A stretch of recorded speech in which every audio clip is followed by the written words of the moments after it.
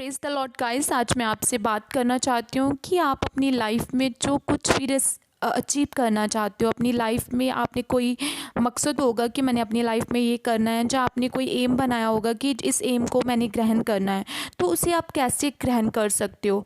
Firstly तो मैं आपसे बात करूँगी कि अगर आप अपनी किसी भी कॉलिंग को लेना चाहते हो, लाइक आप एक बहुत बड़े बिजनेसमैन बनना चाहते हो, आप बहुत अच्छी हाउसवाइफ बनना चाहते हो, जहाँ आप बहुत ही अच्छे वर्कर बनना चाहते हो, आप जो भी आप परमेश्वर का काम करना चाहते हो, आप अच्छी सेविका बनना चाहते हो, तो इन सब के दौरान आपको क्या करना चाहिए कि आप अपनी उस एम को, उस लाइफ के टारगेट को अचीव करो। तो सबसे पहले आपको डिस्ट्रैक्ट नहीं होना।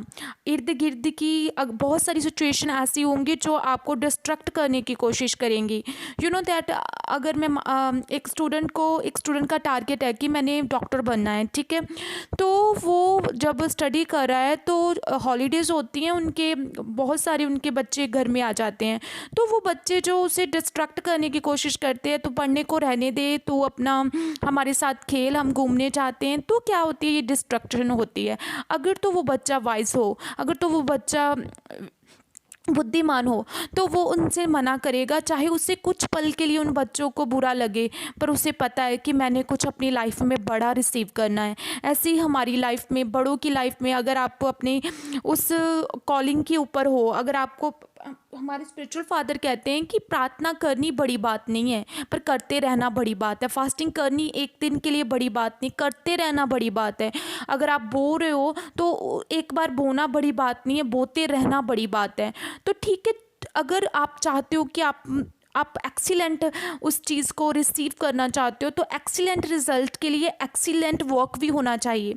तो आज मैं बाइबल के द्वारा आपसे क्लियर करूँगी कि कैसा पैशन था चेलों की लाइफ में, और वो पैशन जो था, वो उसी पैशन के कारण जो था कि इतनी बदारी आ सकी शुभ समाचार में ना, ठीक है। अगर आप यही पैशन अपने काम में, अपनी स्टडी में, अपनी लाइफ के जिस हिस्से में भी आप उस पैशन को डाल लो, तो रियली आप डेफिनेटली रिजल्ट के साथ आओगे इन जीसस नेम, ठीक है।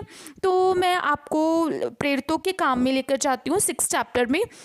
वहाँ क्या होता है कि 6 की फर्स्ट आयत में लिखा है कि उन दिनों में चेलों की संख्या बहुत ही बढ़ गई थी।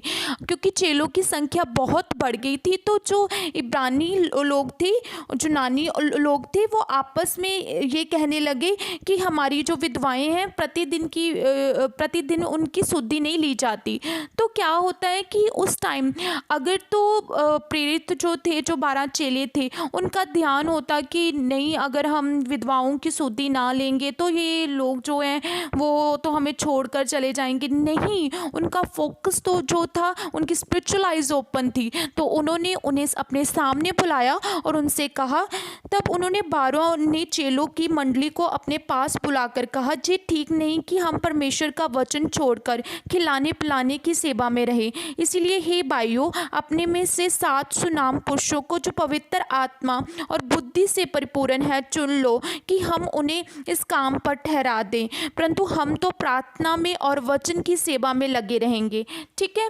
उन्होंने अपनी कॉलिंग को पहचाना कि हमारी कॉलिंग जो है वचन सुनाने की और प्रार्थना करने की है। इसी तरह जो भी आपकी कॉलिंग हो, आपने उस पर कंसंट्रेट करना है। आप उन लोगों को समझा सकते हो। आपको लगेगा कि अगर हम उन्हें कुछ कहेंगे, तो हम अपने भाई को या अपने रिलेटिव को कुछ कहेंगे कि हम ये टाइम तो हमारा इससे है, तो वो बुरा मानेंगे। नहीं, वो बुरा नहीं मानेंगे, क्योंकि आप होली स्पिरिट की मदद के द्वारा ये काम करोगे, तो वो डेफिनेटली अंडरस्टूड करेंगे। यू नो दैट फिर वो क्या करते हैं, वो 7 पुरुषों को इस सेवका के लिए चुन लेते हैं। ऐसे ही आप भी अपने उस काम के लिए, अगर आपका कोई इन्वेस्टमेंट आपको कहता है कि आपने यहाँ जाना है, अगर आप उससे निराश नहीं करना चाहते, आप किसी और फ्रेंड से बात करके उससे भेज सकते हो, लेकिन आपका जो काम है आप उसी काम में लगे रह सकते हो ना। तो ये क्या होगा, एक विजडम, जो ईश्वरीय विजडम को लेते हुए हम उस काम को करें, है ना। तो बाइबल बयान करती है उन्होंने उन 7 पुरुषों के ऊपर हाथ रखे। तो आप उन लोगों के लिए प्रेयर कर सकते हो, प्रभु देखो कि है ना, मैं नहीं चाहता कि वो निराश हो, तो मैं वो आप अनॉइंटिंग को रिलीज़ कर सकते हो उनके लिए, तो वो निराश नहीं होंगे। इसी प्रकार उन्होंने चेलों ने उन लोगों पर हाथ रखे और ये काम करने के बाद यू नो दैट परमेश्वर ने उन्हें कैसा रिवॉर्ड दिया। परमेश्वर का कलाम बताता है कि जब ये काम हुआ उसके बाद 7 आयत में लिखा है, परमेश्वर का वचन फैलता गया और यरूशलेम में चेलों की गिनती बहुत बढ़ती गई। जाजकों का एक बड़ा समाज इस मत को मानने वाला हो गया। यू नो दैट जब आप ये डिसीज़न लोगे कि नहीं, मुझे लोगों को प्रसन्न नहीं करना, मुझे परमेश्वर को प्रसन्न करना, होली स्पिरिट्स की अगुवाई के द्वारा आप डिसीज़न लेकर उनसे बात करोगे, वो समझेंगे, तो देन आप जो लोग आपको लगता था मुझे छोड़ ना जाएं, उनकी एक बड़ी मंडली आपको फॉलो करना शुरू कर देगी। यू नो दैट बाइबल बयान करती है कि जो जाजक लोग थे वो हमेशा ही जीसस क्राइस्ट और उसके चेलों के खिलाफ बोलते थे, लेकिन उनकी बड़ी मंडली जो थी उनके साथ मिली।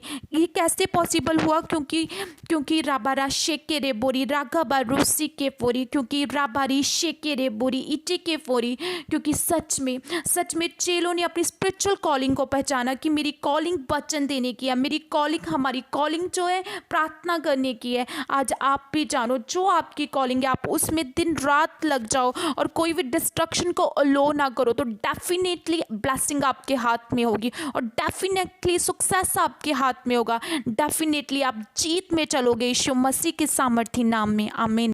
प्रेज द लॉर्ड गाइस, आज मैं आपसे बात करना चाहती हूँ कि आप अपनी लाइफ में जो कुछ भी अचीव करना चाहते हो, अपनी लाइफ में आपने कोई मकसद होगा कि मैंने अपनी लाइफ में